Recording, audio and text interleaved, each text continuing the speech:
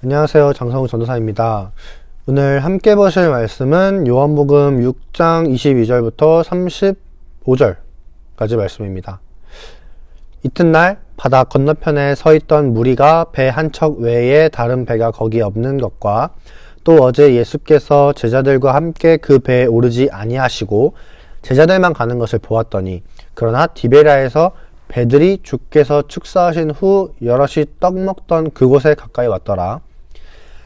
무리가 거기에 예수도 안 계시고 제자들도 없음을 보고 곧 배들을 타고 예수를 찾으러 가버나움으로 가서 바다 건너편에서 만나 랍비여 언제 여기 오셨나이까 하니 예수께서 대답하여 이르시되 내가 진실로 진실로 너희에게 이르노니 너희가 나를 찾는 것은 표적을 본 까닭이 아니요 떡을 먹고 배부른 까닭이로다. 썩을 양식을 위하여 일하지 말고 영생하도록 있는 양식을 위하여 하라.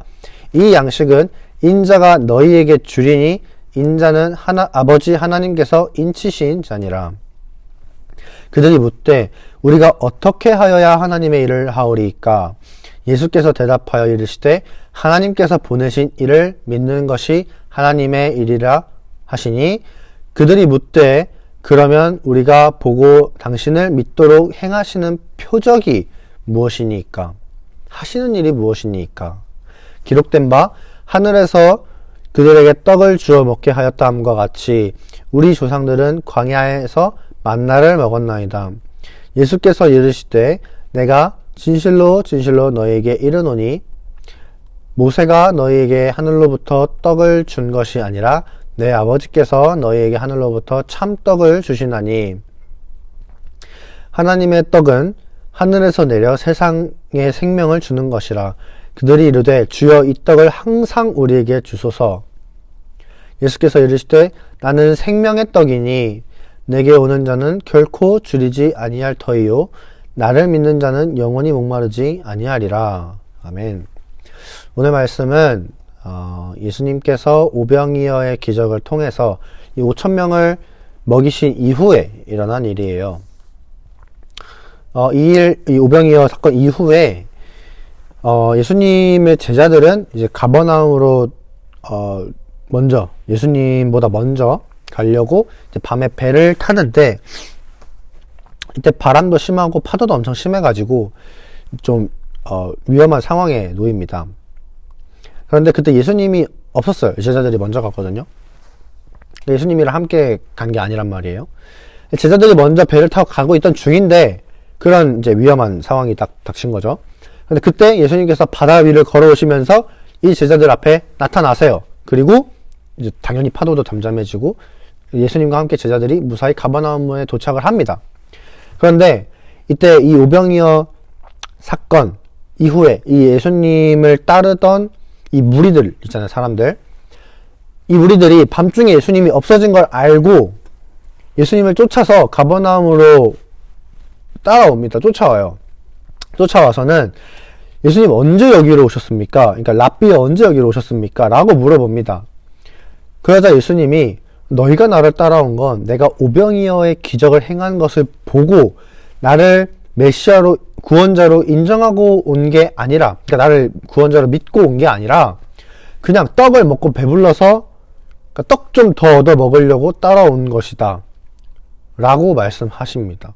그러니까 떡 더 얻어 먹으려고, 더 배부르고 싶어서 따라왔다는 거죠.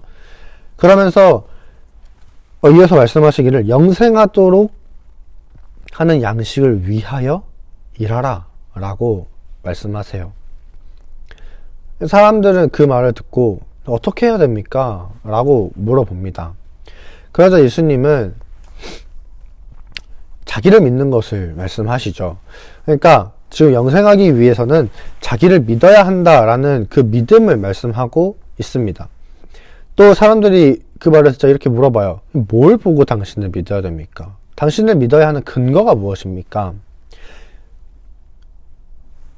이제 예수님이 대답하시길 출애굽해서 광야 생활을 했던 이스라엘 백성들을 이제 예시로 드시면서 그들이 광야에서 만나를 먹은 것을 말씀하시는데 말씀하시면서 그 만나, 곧 그 양식, 그 떡은 모세가 준 것이 아니라 하나님께서 주신 것이고 참된 떡을 주실 것인데 그 하나님의 떡은 생명을 줄 떡이라는 거예요.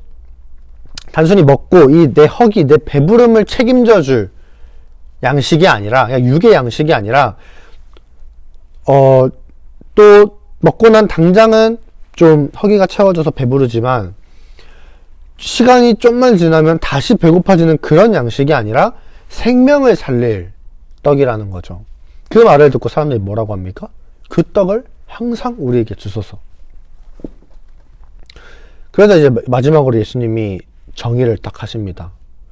뭐라고 하냐면 내가 바로 생명의 떡이다. 그러니까 내게 오는 자들은 그 영원한 배부름과 목마르지 않음을 누릴 수 있다 라고 말씀하세요.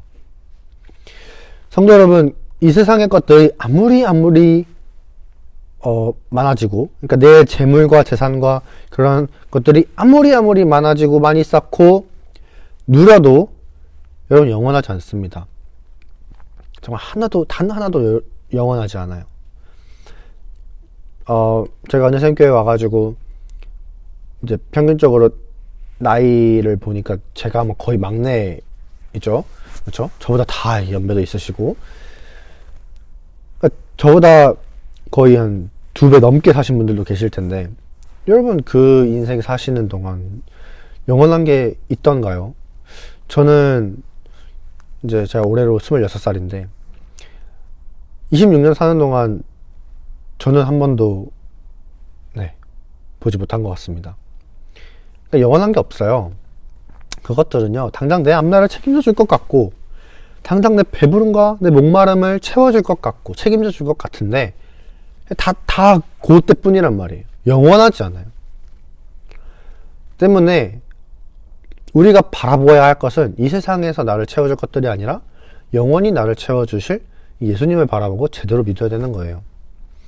그렇다고 제가 무소유를 얘기하는 게 아니에요. 여러분, 여러분 잘 받고 잘 먹고 잘 사시길 바랍니다. 저는 여러분이 정말 많이 버시고 정말 사회적으로 높은 지위에도 가셨으면 좋겠어요.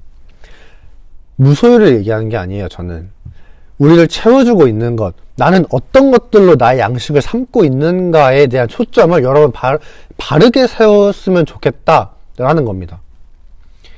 저는 여러분들의 양식이 예수님이 되셨으면 좋겠어요. 그래서 영원히 줄이지 않고 목마르지 않는 여러분이 되시기를 정말 진심으로 소망합니다.